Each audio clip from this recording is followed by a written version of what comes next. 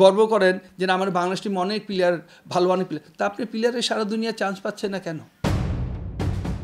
কোনো উইকেট না হারিয়ে ১০০ থেকে ১৪৩ রানে অল আউট। ফরম্যাট টি-20 আর দলটার নাম বাংলাদেশ। শেষ পর্যন্ত জিম্বাবুয়ের বিপক্ষে ম্যাচটা জিতল বিশ্বকাপের ঠিক আগ মুহূর্তে শান্তদের এমন ব্যাটিং পারফরমেন্স শঙ্কার। টপ অর্ডার মাঝে স্বস্তি দিলেও জিম্বাবুয়ের বিপক্ষে পূর্ণ রোগ আবারও মাথা চাড়া দিয়েছে। শান্তর দলের এমন পারফরমেন্সে সমর্থক থেকে শুরু করে ক্ষুব্ধ সাবেকরাও। যদি ওইটা চিন্তা করেন, আপনার জিম্বাবুয়ে এরকম একটা টিম, আমাদের যদি ঢাকা যে সুপার লিগ যে টিমগুলো খেলছে, এই টিমের একটা টিমকে ধরা দেন, আপনি জিম্বাবুয়ে এই যে 5টা ম্যাচে একটা ম্যাচ জিততে পারবেন না। বাংলাদেশ টিম তো বহুত দূর।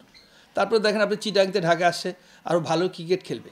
আপনি দেখেন তো এখন কী ক্রিকেট, আপনি যদি আইপিএলের সাথে তুলনা দেন, আইপিএল দেখেন 200 রানও সেভ না, হারতেছে 200 রান করে, আর আমরা 150 রান করতে পারছি না। তো বাংলাদেশের সবচেয়ে টপ টিম বানায় এই টিমটাই তো ওয়ার্ল্ড কাপে যাবে। তারপরে ওয়ার্ল্ড কাপের আগে যদি এই ধরনের প্রিপারেশনটা থাকে, তো আপনি মনে করেন বাংলাদেশ ক্রিকেটটা কি ডেভেলপ হচ্ছে? জিম্বাবুয়ের সাথে যদি এই অবস্থা করে জিততে হয়, তা আপনি যারা সেমিফাইনাল ফাইনাল আপনি খেলে বিশ্বকাপে, আপনি তাদের সাথে কি করবেন? তা সুতরাং বাংলাদেশের ক্রিকেটটা আমি ভালো চোখে দেখতেছি না। টি-20 বিশ্বকাপের বাকি নেই 1 মাসও। প্রায় সব দলই যখন প্রস্তুতি নিচ্ছে, শক্তি সামর্থ্যে এগিয়ে থাকা দলের সঙ্গে সিরিজ খেলে, তখন উল্টো চিত্র বাংলাদেশের ক্ষেত্রে। বিশ্বকাপ কোয়ালিফাই করতে পারেনি জিম্বাবুয়ে, আর আয়োজক হিসেবে প্রথমবারের মতো সুযোগ পেয়েছে যুক্তরাষ্ট্র। এমন দলের সঙ্গে খেলে বিশ্বকাপের মতো আসরে ভালো কিছু আশা করাটাও অবাস্তব। এর সাথে যদি মনে করেন জিতা, যদি আপনি মনে করেন যে আমরা বিশ্বকাপ প্রিপারেশনে, তা এখনও স্বপ্নের রাজ্যে ভাস করেন।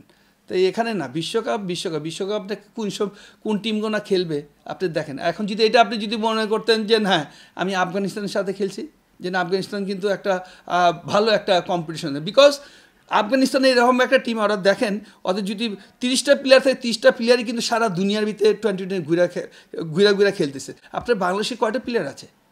আপনি একটা প্লেয়ার আছে, এই প্লেয়ারটি জিম্বাবুয়ের টিমের সাথে খেলাতে নিয়ে আসেন। আমরা কিন্তু মুখে অনেক কথা বলি, কিন্তু কাজের জায়গায় কিন্তু দেখেন আমরা কিন্তু ওই জায়গাটা ব্ল্যান্ড আছি।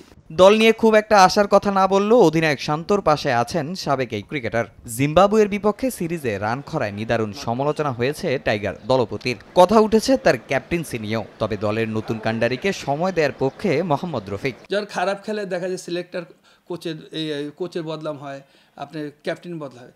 ক্যাপ্টেন তো জোর করে চাচ্ছে না। হতে পারে যে ওই যে পারফর্ম করে, শান্ত তো আমার খুব কাছের থেকে আমি ওরা দেখেছি। ওই যে ট্যালেন্ট প্লেয়ার, সত্যি কথা কি ওই ট্যালেন্ট খেলতে পারতেছে না 1 নাম্বার। বাট দেখা যাচ্ছে ওই কোনো প্রেশারের জন্য এরকম হচ্ছে। বাট ওকে ফ্রি খেলতে দিতে হবে। টিমের রেজাল্ট যাই হোক, তুই ফ্রি খেল। আমি বললাম যদি এই পোকাটা যদি ওর মাথায় ঢুকা দিতে পারে, তাই ইনশাল্লাহ আমি বলবো যে নেক্সট ম্যাচ ভালো খেলবে, বিশ্বকাপেও ভালো খেলবে। তামিম হোসেন, সময় সংবাদ, ঢাকা।